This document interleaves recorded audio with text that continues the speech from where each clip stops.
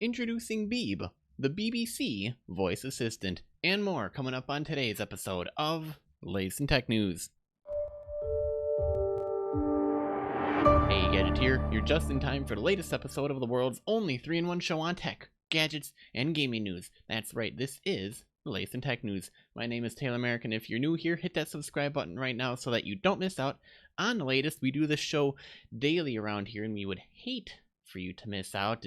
We do a featured story along with a smattering of tech, gadget, and gaming news. So speaking of feature story today, we'll be taking a look at Beeb, the BBC launching their voice assistant to rival, I guess, Google and Alexa. We'll also be taking a look at spies, lies, and data thieves, why it's time to get a VPN.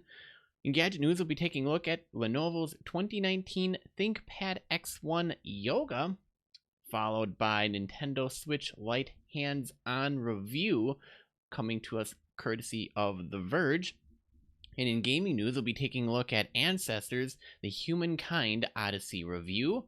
A mobile version of League of Legends might have been leaked. And finally, we'll be taking a look at, well, Epic deciding to nerf turbo building in Fortnite. Yeah, you're probably wondering, well, why do you keep covering Fortnite news? I don't know. It's popular, relevant, interesting. At least it is to me. If it is to you, let me know. And if it isn't to you, let me know as well. You see, this show is tailored on the input of you, the audience. So if there is a certain topic you do want to hear about, by all means, let us know. And if there isn't any particular topic you want to always be updated or current or know what's going on, let me know as well, and we'll adjust accordingly. See, this isn't just my show where I come up with, okay, well, most of the time it's things that I like and that I like hearing about, hence why I cover this show. But if there are certain topics that you want to hear about or not hear about, let me know on Twitter at TechNewsGadget. If you're watching via the YouTube show today, let me know down in the comments. And if you're on the go and you want to shoot me a quick message, TechNewsGadget@gmail.com works just as well. Just don't keep sending me emails about wanting to order something or buy something because of an article that I covered a gadget on. We're a news media company. We don't sell products. We're not an e-commerce store. We don't make gadgets. I can't. And the reason why, you think I'm making this up, I get at least 1 or 2 emails a week of people asking me about some gadget that I covered up to like a year or 2 ago, possibly 3 or more, saying, hey, I ordered a product and I have a problem, or hey, I'd like to place an order, but I don't see an order form on your website. And I'm like, what are you looking for? I'm not making this up. What are you looking for? And they go, oh, I'm looking for blah, blah, blah gadget. And then I reply, TechNewsGadget is a news reporting company. We don't sell any gadgets. We don't make any gadgets. Here's the information that you might be looking for. Go reach out to them. Their website, their phone number, their email. Do a Google search. Okay. I should probably get into the show today before I actually flip my lid, as it were. So, before we can, though, let's take a look back on today in tech history.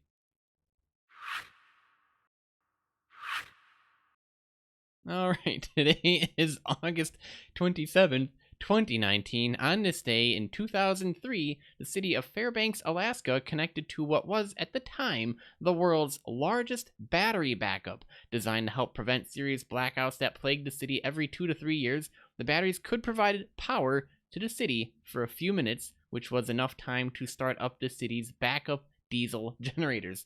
Get this, the battery contains 13,760 cells covering more than 10,000 square feet. It was reported that in the first 2 years of operation, the battery system prevented at least 81 power failures. So at least that worked out well for them, but it's still technically the world's largest battery backup at the time.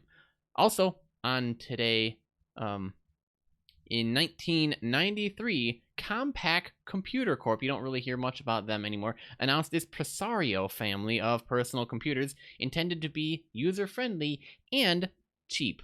For $1,400, the Presario included a monitor, modem, and software to access the recently popularized online world through Prodigy and America Online, another name that you rarely hear much about anymore, but hey, who knows where we would have been if they never showed up in the first place. So with that out of the way, let's head on over to our feature story. Alright, today's feature story comes to us from 9to5 Google. By the way, if you're interested in the articles that we cover on today's show, head on over to TechNewsGadget.net. And yeah, if you're watching the video of today's show on YouTube, hi, let us know with a like and a comment down below. I'm always reading and leaving replies, so I see what's going on. If you're writing a comment out, I can see it right now. If you're going to do that, pause the video and then write out the comment and then hit enter. That might save you some time. But BBC is set to launch Beeb, the voice assistant, to rival Google, Alexa, and Siri. Now, the BBC is gearing up to launch its own voice assistant. Why? Oh, well, they wanted to recognize regional British accents much more effectively. According to The Guardian, Beeb will launch next year after being developed by an in-house BBC team. The focus is said to be on helping people find their favorite TV and radio shows alongside a range of BBC online content. It's unclear how the BBC will push this new voice assistant, as the broadcaster really has no plans to launch any standalone hardware like Google Home or Amazon Echo. Instead, the BBC is likely to shoehorn Beeb into its websites, iPlayer app, to smart TVs, and potentially mobile devices. They will also offer the tech to manufacturers who want to integrate the voice assistant into their own hardware. While we're in no doubt that the current crop of voice assistants are excellent at detecting many accents and dialects, they still sometimes struggle with very unique, harsh accents such as Scottish and Northern Irish. The BBC is enlisting its own staff to help train voice models so that they can specifically train Beeb for wider British accent recognition, with a particular focus on harsh accents. I don't know, I get a kick out of the name. Much like the plethora of voice assistants already available, saying the word Beeb will spring the software into action. The Guardian notes that unlike Alexa and Google Assistant, there are no plans to add additional functionality beyond simple navigation and program selection. So, case in point, you live in England or anywhere the BBC covers, don't call your kid Beeb, or you'll activate the software. I'm just giving you a heads up right now. This could lead to new forms of TV and online entertainment that rely on the BBC voice assistant to enhance interactivity, possibly something like Netflix's interactive Bandersnatch show released late in 2018. But yeah, you may be aware already that the BBC works well on Google products, so it'll be interesting if further integration with this dedicated voice assistant will be possible once it reaches the market. This also comes as the BBC is set to remove all of its radio stations from TuneIn Radio at the end of this month due to the reluctance of the company to share listener data to the broadcaster, and follows the removal of BBC-produced podcasts from certain Google products earlier this year. I think they're probably trying to go like, oh, we need to consolidate. Here's what I think. The BBC's like, we're bleeding money. We need to consolidate into our own company, media conglomerate and software and apps and stuff of the like. Because branching out into other places is proving to not be as, quote, profitable as we thought. I guarantee you that's some boilerplate release that they'll come out with if they haven't already.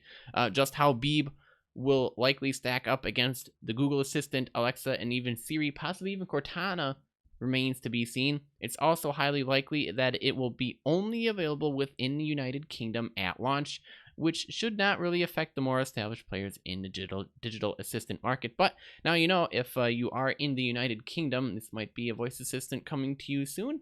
And if it is, let me know once it rolls out if you like it or you don't like it. Regardless of that point, if you're listening to the audio or watching the video, let me know your thoughts. I'd love to hear what you're thinking about. My thoughts are another voice assistant, one that I could see being very beneficial and very helpful so long as the BBC is willing to share the details that they find, helping the global community at large improve on technology. Otherwise, all you're really doing is shooting yourself in the foot. If you think about it, all you're really doing is shooting yourself in the foot and hampering further progress and any advancements that would come out of that. And then keep this in mind: somebody else will come along. Perks of the free market will come along, and they will usurp you. And then they'll go, guess what? I'm top dog now. I'm just saying that's usually how business works, and it's how technology works. If you don't happen to figure out how to figure that out, you're lost. I can't help you there, but yeah. So that's what the BBC is up to. They is announcing Beeb. Beep beep.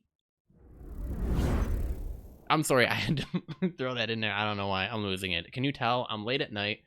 I have like other projects on my mind going on right now. Ironically, I also haven't done my own podcast of my own namesake since like January of this year, and I'm seriously wondering if I should just flip on the microphone and do another show there, just talking about some things going on in my life, that why I'm so busy lately. It's a good thing. It's a good thing. But it just leaves me worn out and tired, but in a satisfied kind of way. So, spies, lies, and data thieves might be high time to get a VPN. Now, this article comes to us from Engadget. And by the way, if you're on the go, feel free. You can listen to this podcast anywhere in any app.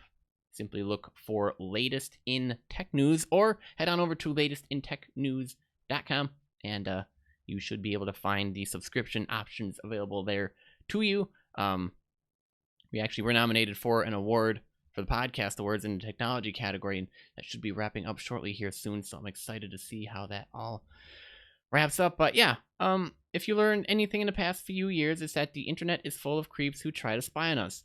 Don't just mean malicious hackers by that statement. Scammers, Wi-Fi snoopers, account hijackers, and people in trench coats. Often the creeps in question are companies snatching our private data and advertisers following us around like mouth-breathing peeping Toms. It's a lot to deal with, which is why many people decided to just ignore the problem and take the risks with their security and privacy. The bigger problem, of course, is that we're all connected, so anytime we do the computer security equivalent of, I guess, well, this article puts it, peeing into the wind, there's a whole bunch of people in our address books and contacts who have no idea they need an umbrella. So whether you're online on your phone, tablet, or desktop, stop doing that. You should probably be using a VPN.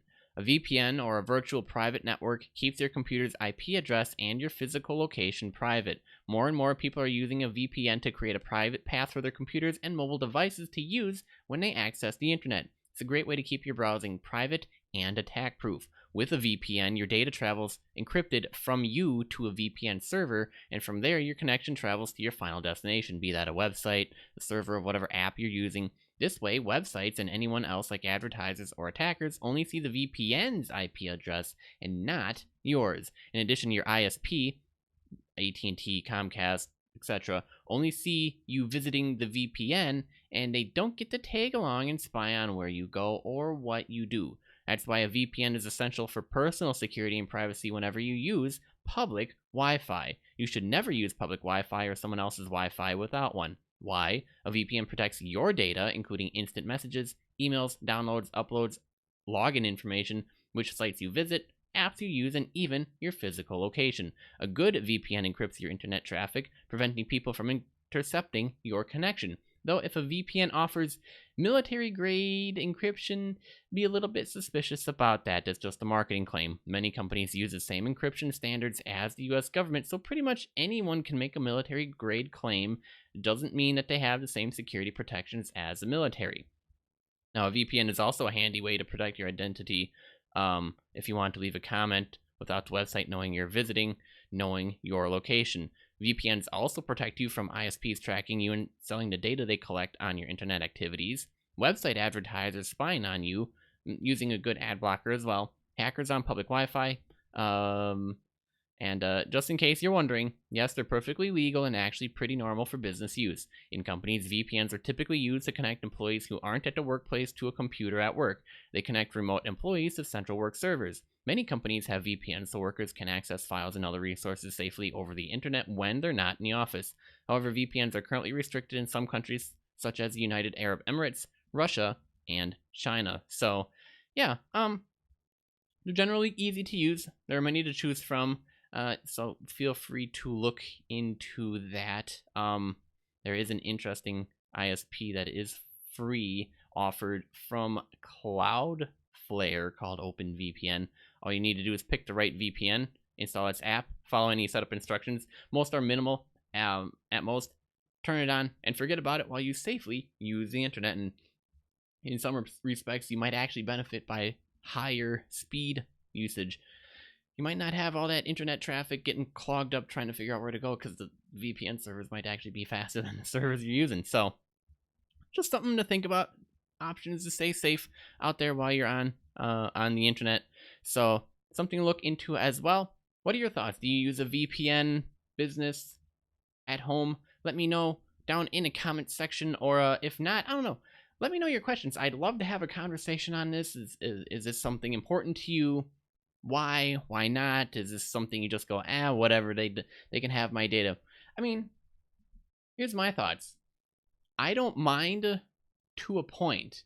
I mean, my data is my data, but like, there are certain aspects of it that should remain private for me, for my own sake, but most of it, I don't really care. Like, depending on the websites I visit, I really don't mind if they go, oh, well, you visited this website or that website. Now, obviously, if there's information such as apps that I use, login information, and I'm on a public Wi-Fi, hackers can get into that, so I'd want to make sure to have that encrypted.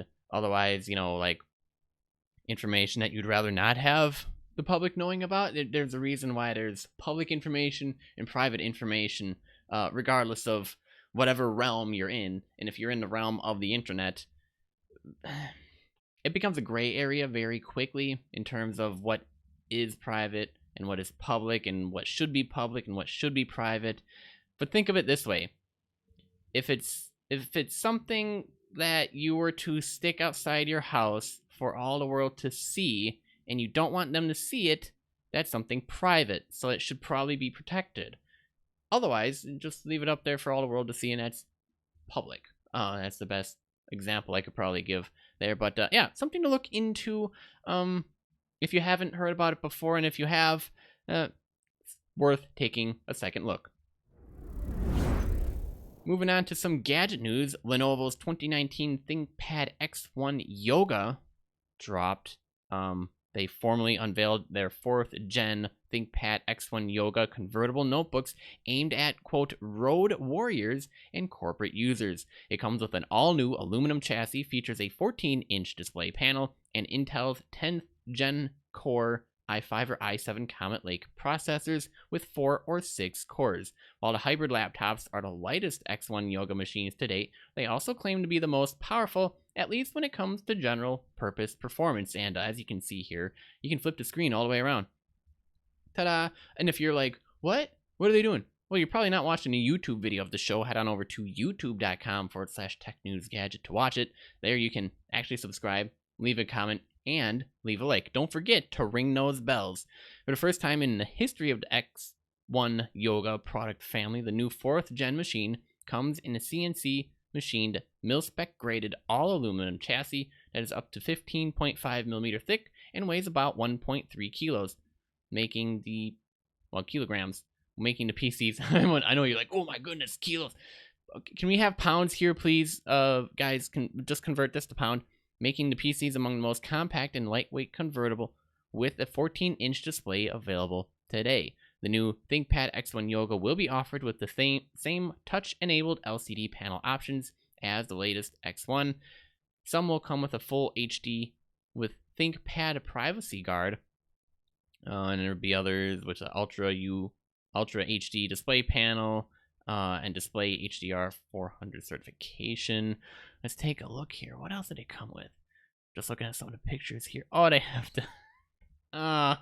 okay, well, this is typical of Lenovo and your ThinkPads. They have the mouse button right in the middle of the keypad. It's this little red button that you tap and move around. That's how it moves the mouse around for you. When it comes to connectivity, the new 4th gen ThinkPad X1 Yoga PCs feature Wi-Fi and Bluetooth, featuring an improved antenna design, an optional 4G LTE, a Cat9 or Cat16 modem, 2 Thunderbolt 3 ports, USB 3.0 Type-A connectors, GBE with a dongle, and HDMI 1.4 output, and a 3.5mm audio connector for headsets. As for the other specs, what do we got? They will start sales in the coming weeks. Prices will depend on actual configurations. But yeah, looks like at least here, graphics, Intel UHD, memory, you can get 8 to 16 gigs. Storage, you can get up to 2 terabytes. PCIe SSD. Camera that comes with it is the HD with privacy. And battery size and life, 51 watt up to 18.3 hours. Keyboard is a standard keyboard with backlight. Pen integrated and optional ThinkPad pen, so you can use the pen with it. You have Ethernet dongle, Thunderbolt, blah blah blah. Yeah. And I do have biometric security, a touch IR camera, thing shutter, stuff like that. So yeah, all typical standard that comes along with this. But yep, want to announce this to you guys for those who are interested and consider yourself a road warrior or a corporate user. An option for a laptop that you can, yes, rotate around, close, and then go, hey, check it out. Look, you can see everything. Oh, if you don't know what I'm talking about, you're not watching a video and you're clearly missing out. Okay, moving on. We got a hands-on look at the Nintendo Switch Lite. When it's up on the screen right now, look at this guy. This reminds me very much, well, Game Boy. I'm sorry. It is very reminiscent of the Game Boy system. You're like, well, duh, it's Nintendo. It's what you do. Well, I know, but I'm used to the Game Boy. I'm sorry. Nintendo announced the Switch Lite in July, and at a recent event in New York, The Verge got a chance to test it out. The new console is a smaller and cheaper version of the original Switch. They dropped it to $200, but that's at the expense of its ability to hook up to a TV. Otherwise, it's still a Switch, which means it's pretty great. Despite its smaller size, the Switch Lite is still enjoyable to use to play games.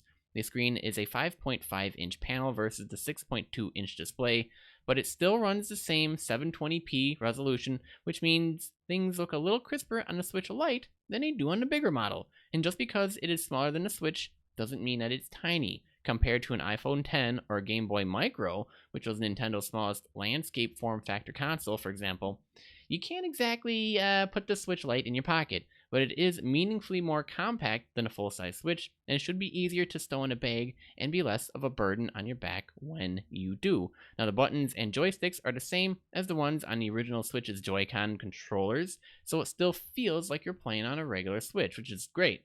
There are still some motion controls. You'll still need detachable controllers for games like Pokemon Let's Go or 1-2 Switch with Wii remote-style gameplay, but the Switch Lite still supports motion aiming for things like the bow in Legend of Zelda Breath of the Wild or paint guns in Splatoon 2.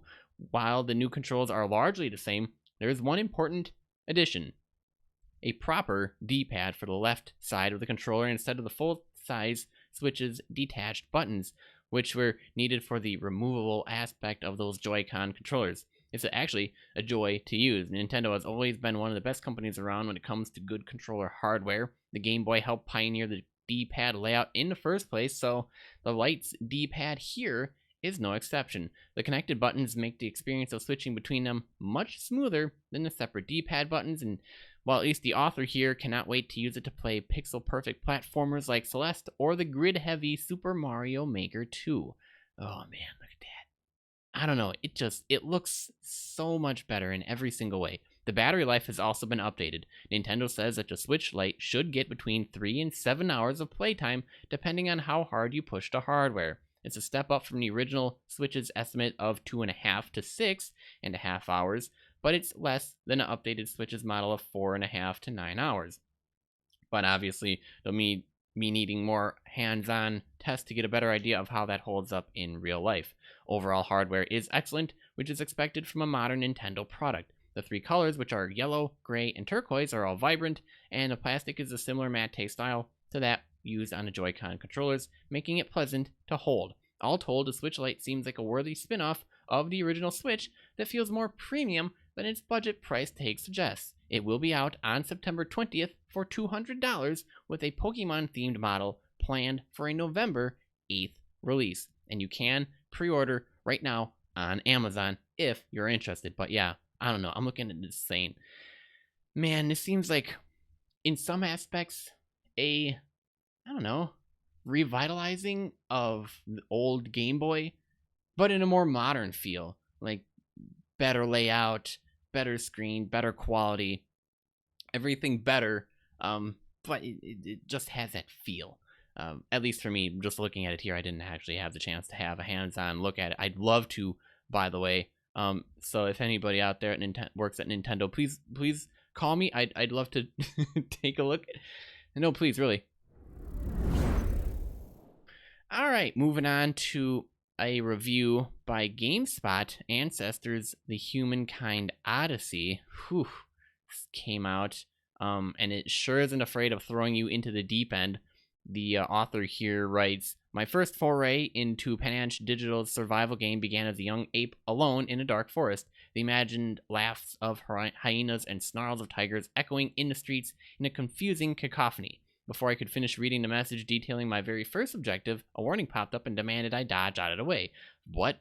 Not really sure. Not knowing what to do, I couldn't respond in time, and my ape was left alone, scared, hallucinating, bleeding, and poisoning my screen a milky display of dark green and shifting shadows. I had absolutely no idea what I was supposed to do or where I should go. I began to wander, and thankfully, about 30 minutes later, found the rest of my clan. At first, I believed the entire ordeal was simply a poor start. As it turns out, that first journey through the confusion of a dangerous jungle, blindly jumping in different directions in hopes of finding someone to help me, is a fairly accurate description of what your journey and ancestors will regularly entail. My time with the game saw me suffer similarly disorienting fates over and over, testing me to figure out what I'd done wrong and then doing my best to adapt. Ancestors prides itself on giving you as little information as possible and daring you to rely on your ingenuity and resourcefulness to survive. Though the game fulfills its promise to do the former, it fails to deliver a compelling reason as to why you'd even want to rise up to the challenge of the latter."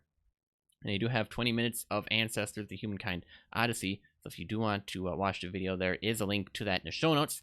You play as a member of an ape clan in Africa, and you try to ensure your lineage continues, and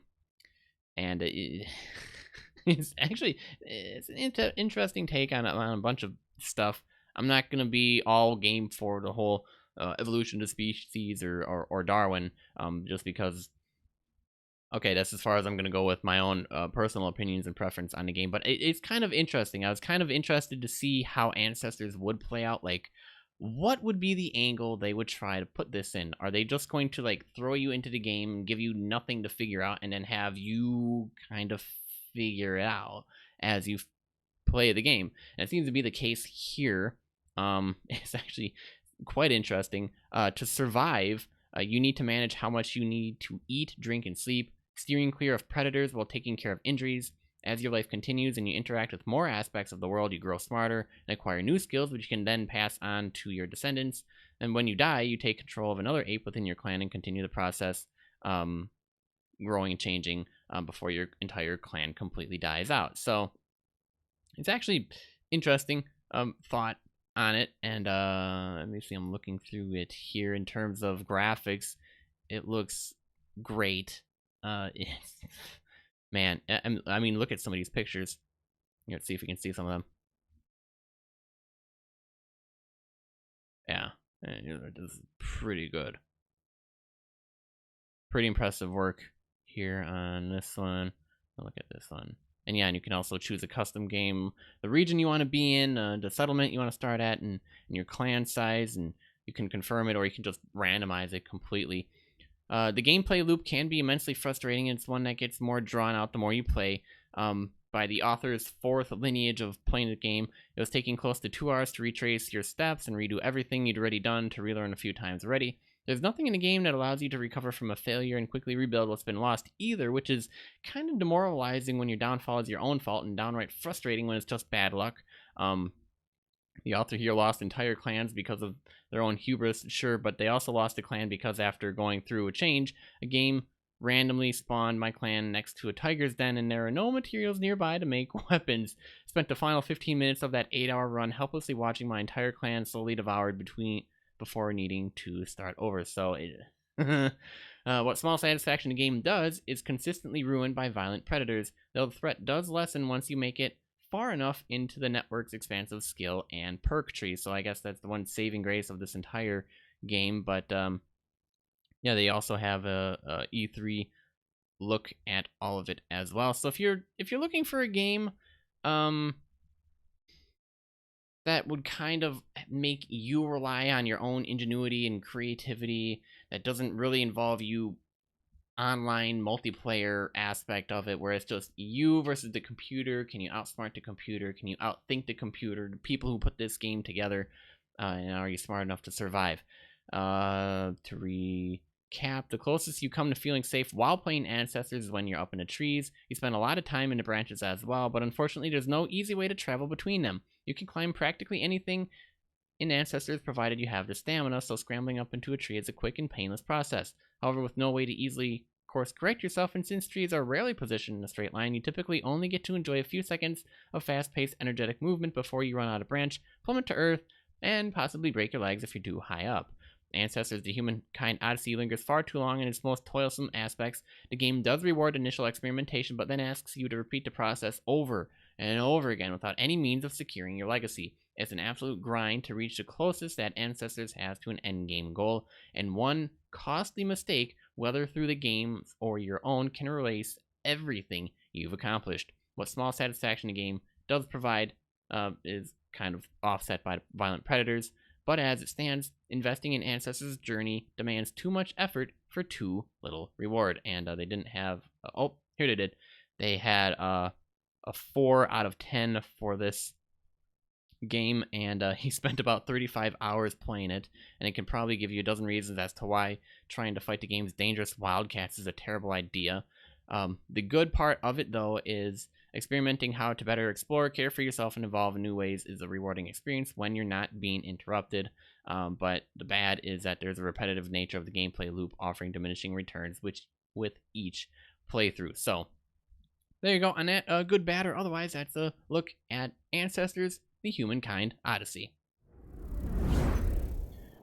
Moving on, a mobile version of the League of Legends game may have been leaked. A video uploaded to YouTube yesterday shows Riot Games' flagship title League of Legends being played in full capacity on a mobile device, potentially leaking that a mobile version of the game is coming soon. The video is titled in Chinese but reads League of Legends mobile game test version film outflow when translated into English.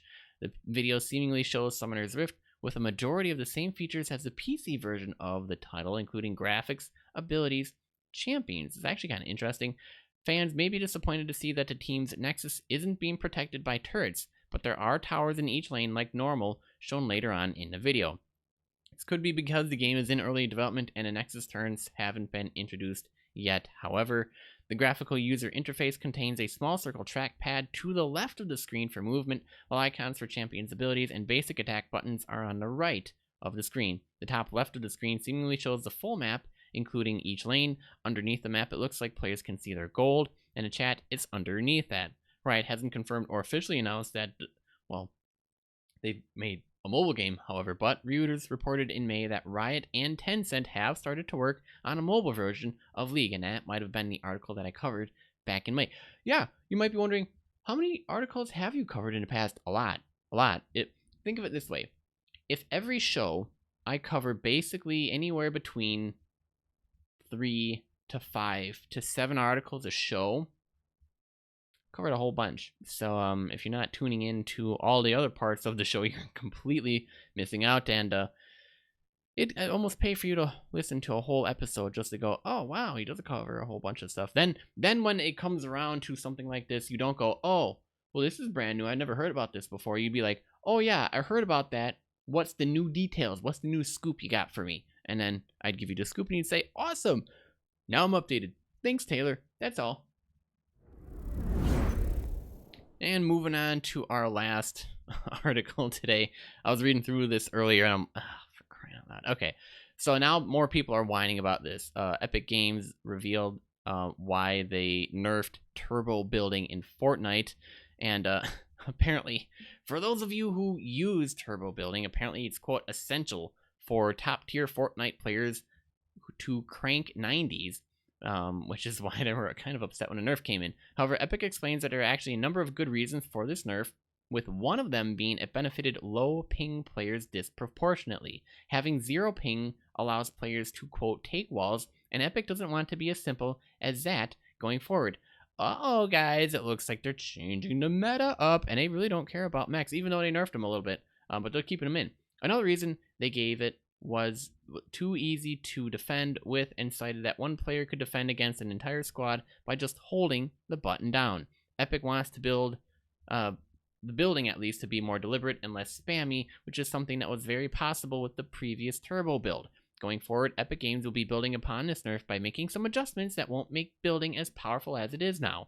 Instead of prioritizing lower ping, Epic plans on implementing a completely different way to decide who gets the wall. Here are some of the methods that Epic is currently considering: a coin flip between people not currently owning the building piece, a coin flip between everyone trying to build, and favor a person currently owning a building piece. And yeah, I guess it was wanted to be reverted immediately after the patch was dropped. Epic explains that the decision wasn't made to stop players from performing 90s or adding a floor to stop a long fall, so they are aware of the issues that came from that, or if you happen to do waterfall. At the end of all of this, it sounds like the main reason is that they want to eliminate the major benefits that come with zero ping. Players will still have some positives from playing on lower ping, but it won't be as powerful as it was anymore. Epic believes they are leveling the playing field for everyone by doing this, but time will tell if that was the case. For the time being, players are still upset. We'll have to see how they adjust to the patch going forward. What do you guys think? If you play Fortnite, good, bad, or otherwise, I'd love to hear your thoughts. Drop them in a comment on a YouTube video, or if you're on Twitter, we are at TechNewsGadget. And with that, that wraps up this episode of the latest in tech news. Thanks for tuning in, everyone. New episodes every weekday. The latest in tech news can be found on every major platform, including Apple, Spotify, Google, YouTube, Stitcher, Overcast, and more. Now, if you enjoyed this episode, be sure to let us know by clicking that like button and by leaving a comment if you're watching the YouTube video of today. If you're listening via the podcast, leave us a review out on Apple Podcasts or whatever app you're listening in. Also, double check that you are subscribed so that you don't miss the next episode. I'm your host, Taylor American. Remember, for the latest in tech, gadget, and gaming news, visit TechNewsGadget.net. Pretty much, keep being awesome, guys, and I'll see you on the flip side.